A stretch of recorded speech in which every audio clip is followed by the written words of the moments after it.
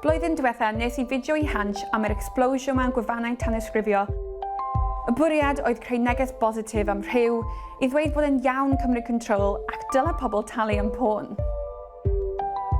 Ond mae agwedd I tuag at yr pwnc wedi newid ers I fi wneud dogfen amdano leaks ac lluniau personol yn cael eu defnyddio ar-lein am pethau fel catfishing ac e-whoring. Fi'n meddwl ni gyd wedi weld yn y newyddion y straeon amdano pobl yn neud llwyth o arian. Mae yna apêl, dwi'n weld yr apêl, ond mae yna ochr dywyll hefyd. Ac ydy'r content creators yn deall hynny.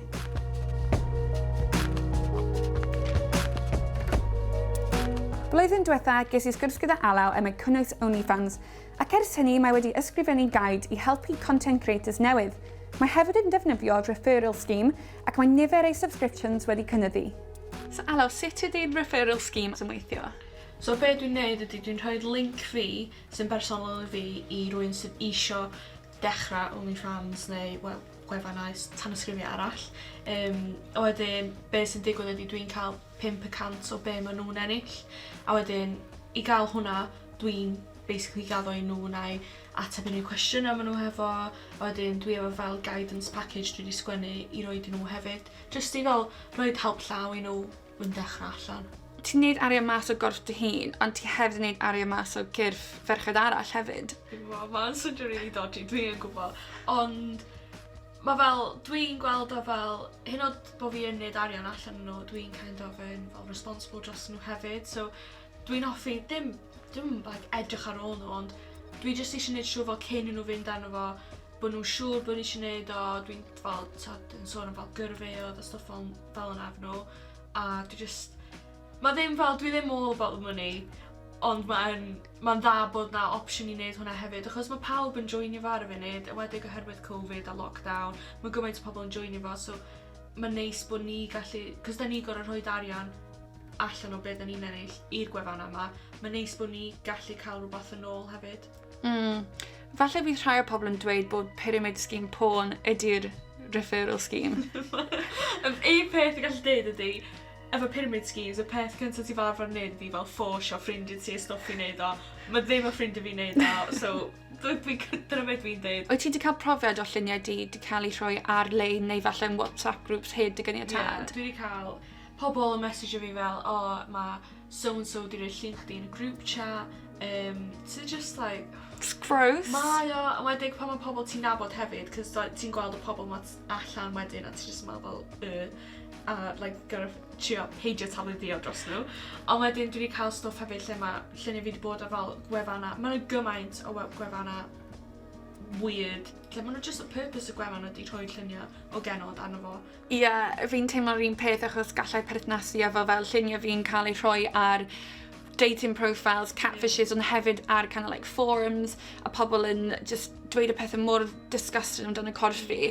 A mae fe yn neud ti teimlo fel gross, ac mae yna kind of yr argument, oh well, chi di rhoi y llun lan, what did you expect? Ond fi'n meddwl mae'n really bwysig yr kind of consent factor, so just achos ti di rhoi rhywbeth ar falle subscription site, neu hyd yn oed ar Instagram ti, dyli hwnna ddim just rhoi gyniatad I rhywun I wneud a just rhoi dros yr internet I gyd.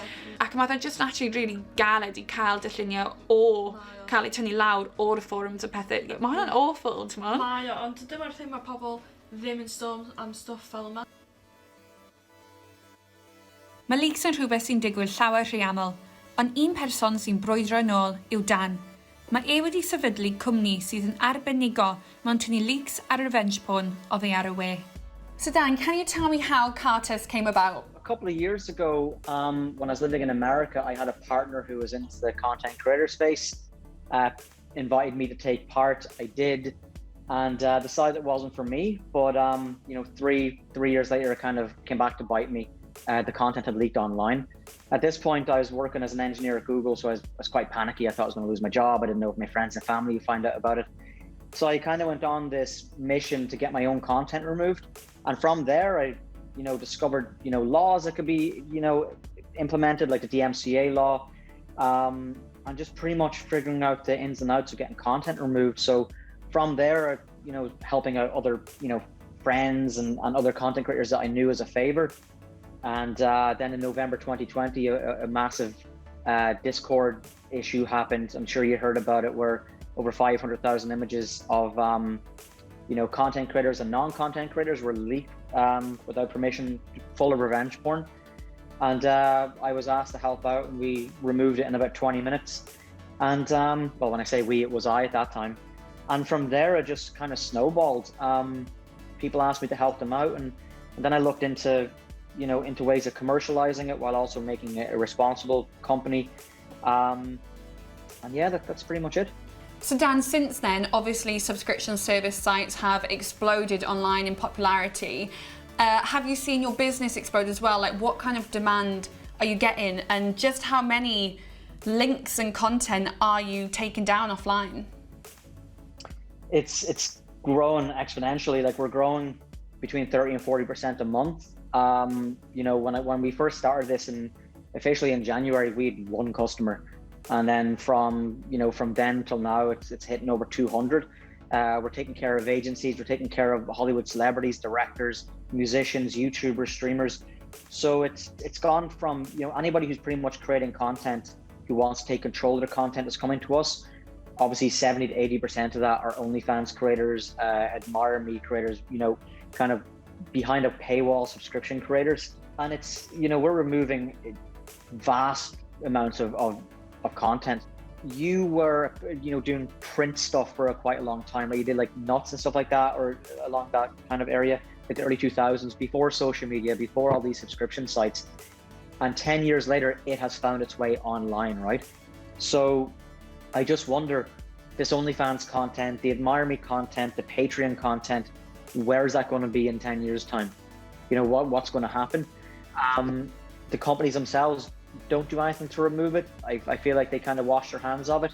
Unfortunately, when you sign up for these websites, they don't give you, an educational opportunity to be like, hey, these are the ramifications of doing this. It could be online forever. Do you want to proceed? Instead, it's kind of like, yes, join up. Let's take a cut of your money and go ahead. And then all of a sudden, a month later, you get a shock when you find yourself on Reddit or Google, or your friend on the road has you on their phone. So it can be quite a traumatizing experience for people. So we're trying to make it a little bit easier. Mae Bella wedi cael ei tynnu yn ôl I ail ddechrau creu cynnwys, ar ôl darganfod bod ei hen lluniau wedi cael ei dwyn I creu account ffug. Bella, pryd wnes ti dechrau pwysio ar OnlyFans? Felly, nes I ddechrau nôl yn 2017, cyn oedd pobl yn gwybod beth oedd a cyn oedd e'n mainstream. Ond wedyn des I ffwrdd ohono ar dechrau 2020, just cyn y pandemig, ac os o'n I eisiau dechrau gyrfa a defnyddio fy digri. A nes I ddod o ffwrdd o popeth arall hefyd am flwyddyn cyfan, yn bennaf achos o'n I am gyfalu ar ôl fy iechyd meddwl. So pam ys ti wedi mynd nôl ar y cyfryngau cymdeithasol ac ar OnlyFans? Wel, nes I ffeindio allan bod rhywun yn actually dynwared fi ar Instagram, ond nhw'n defnyddio fy enw I, fy lluniau I, ac oedd ganddyn nhw dros 20,000 o ddilynwyr jyst o ddefnyddio fy lluniau I. Ac hefyd o'n nhw'n ddweud bod nhw am ddechrau OnlyFans a ddylai pobl tan ysgrifio. Wrth gwrs, oedd y pobl oedd yn arfer dilyn fi'n meddwl mai fi oedd a bod fi'n nôl ar y socials ar ôl bod I ffwrdd. Felly, ar ôl clywed am hynny, nes I ail gychwyn fy Instagram I ddweud, that's not me, please report it. Ac ar ôl bach o amser gath ei dynnu lawr, ond oedd o ddim yn hawdd, fel ti'n gwybod, mae'n gallu bod yn tricky I reportio profiles ffug ar Instagram. A sut oedd ti'n teimlo amdano pobl yn defnyddio lluniau ti? Oedd e ddim rili'n sioc achos ddim dyna'r tro gyntaf oedd ddigwydd. Y sioc mwyaf oedd faint o dilynwyr oedd gan yr account, ac oedd pobl wir yn credu mai fi oedd hefyd y ffaith bod e'n mor convincing. Oedd na gymaint o luniau ohonau, rai modeli proffesiynol, rai personol, o'n nhw wedi cymryd screen grabs o stories. Oedd y person yma wedi bod yn casglu a safio pob dim o fy mywyd personol I greu profil ffug ar-lein. So ti wedi trio dod off y platform o blaen a nawr ti nôl, so sut mae hwn gyd yn dod I ben? Ydy yn bosib I ti dod off y platform a dim postio a dim wneud modeli famer yn y dyfodol?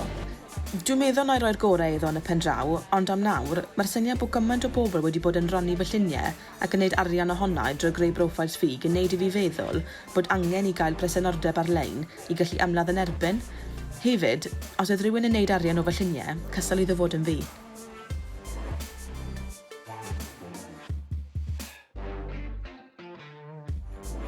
Pryd aeth ni'n neud y fideo blwyddyn diwetha, o'n i yn teimlo fel llefoedd fel OnlyFans, Admire Me, gwefannau tanysgrifio yn lle really positif i ferched, ond i bawb, achos ni'n meddwl gall pobl wneud lot o arian, mae fe'n lle saff, mae fe rhywle gallech chi cael rheolaeth dros cynnwys chi, ond actually, falle o'n i bach yn naif, achos mae'n glir i weld bob ma'n ochr dywyll i'r byd ma, a fi just really yn gobeithio bod pobl yn meddwl cyn rhoi lluniau personol ar-lein.